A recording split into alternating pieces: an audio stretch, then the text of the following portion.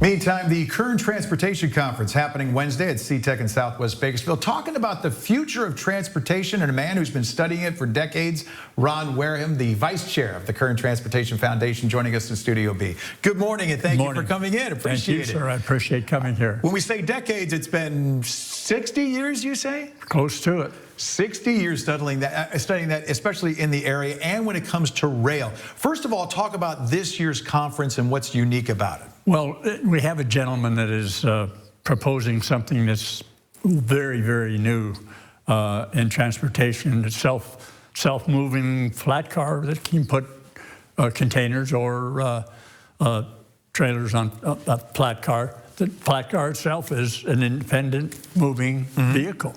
So like an autonomous type of a rail vehicle. Yes, yes. Okay, and that's very interesting. Jeremiah Heaton is the keynote speaker that's going to be talking about this, which is kind of interesting. But first of all, talk about the complexities of having to do that with the way the rail system nationwide is set up now. Well, having the trackage, the mainline railroads are very, protective of their mainline rail, and rightfully so. That's why we don't have a coast-to-coast Amtrak or passenger rail anymore, because hauling freight has become, our highways are just tied up with truck traffic, and trying to move things to the railroad, they have to have that command of that railroad. And the dispatching is done from, thousands of miles away. And having an autonomous railroad I'd love to see it, but I don't see it happening right away. It's going to take time. When you're talking about that, especially when it comes to traffic issues that you just mattered, was there ever a point in your mind 20 years ago that you thought rail would be as important as you're proposing it in 2026? Well, I started out as a young man with the Santa Fe Railway, and then became the BNSF, and I saw the advent of the trailer on flat car, container on flat car. The infrastructure needed to get that working was tremendous. And even right here in San Joaquin Valley with the Tehachapi Loop, which I feel is the eighth wonder of the world, of course. But it took years, 12 years, just to get it ready to haul containers and trailers out of the valley.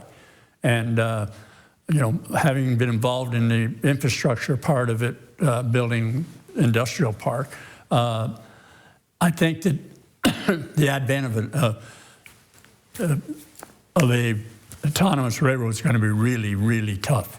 Do we have the infrastructure to support something like that moving forward? Well, that's the whole thing. How do we keep moving freight with the major railroads, and they control it? Building an independent railroad, it would be a huge, huge, huge thing to do. Could we do that?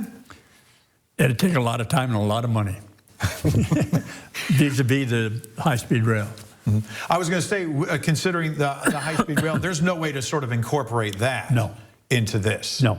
That would be. Not that I know of, but maybe this gentleman has something that I don't know. In the 34 years that this conference has been going on, what's been the biggest moment in your mind in the transportation over that time? The advent of TOFC, COFC on the railroads, moving what had been going over the highways, now moving on rail. And what will be one of the key points for you from today's conference? This gentleman right here, just to have to hear the story. Are there still seats available for tomorrow? Yes, there is. And how do people go about getting that? To get on our website, it's kerntransportation.org, and it's on there, and we'd welcome anybody. Very good. Ron Wareham, Vice Chair, Kern Transportation Foundation. Thanks for coming in and sharing your thoughts. Appreciate it. Thank you, sir. I appreciate it. We'll be right back.